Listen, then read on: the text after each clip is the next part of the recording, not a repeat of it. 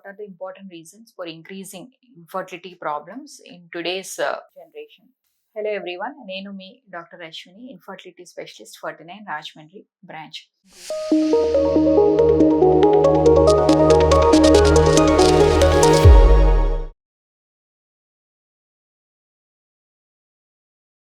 What are ఏంటి కారణాలు అని మనం చూసుకుంటే, men or women combined causes వచ్చేసరికి ఒకటి పొల్యూషన్.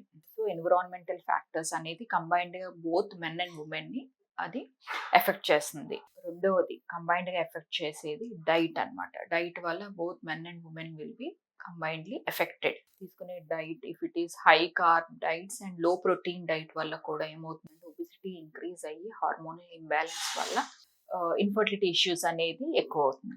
థర్డ్ వచ్చేసరికి స్ట్రెస్ లెవెల్స్ అన్నమాట.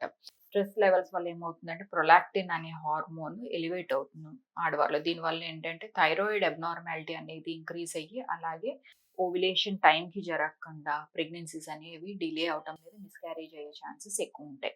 నాలుగోది మగవారిలో ముఖ్యమైన ప్రాబ్లం వచ్చేసరికి టెస్టిస్ అనేవి టెంపరేచర్ సెన్సిటివ్ అనమాట. స్పర్మ్ ప్రొడక్షన్ అనేది మనకి టెస్టిస్ లో జరుగుతుంది. సో టెంపరేచర్ సెన్సిటివ్ అవటం వల్ల తరచుగా temperature variations, high heat are over heat ఉన్న చోట వర్క్ చేయడం వల్ల ఏంటంటే స్పర్మ్స్ అనేవి చాలా త్వరగా చనిపోవటం అనేది జరుగుతుంది అనమాట.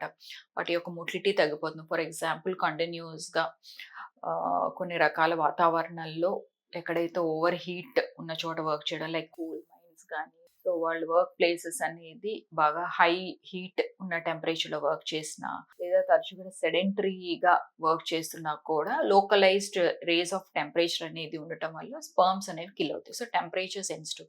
సో దీనివల్ల కూడా డ్రాస్టిక్ గా స్పర్మ్ ప్రొడక్షన్ అనేది తగ్గుతుంది అనమాట. సో నాలుగోది వచ్చేసరికి infections.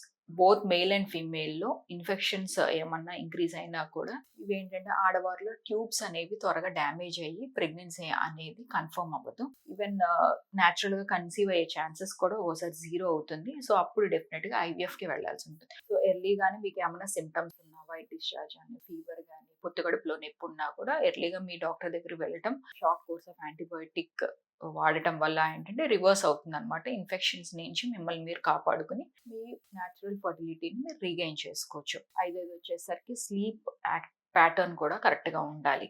So late night binge watching అని, బింజ్ ఈటింగ్ వల్ల ఏంటంటే హార్మోనల్ సర్కేడియన్ రిథమ్ అనేది తగ్గుతుంది.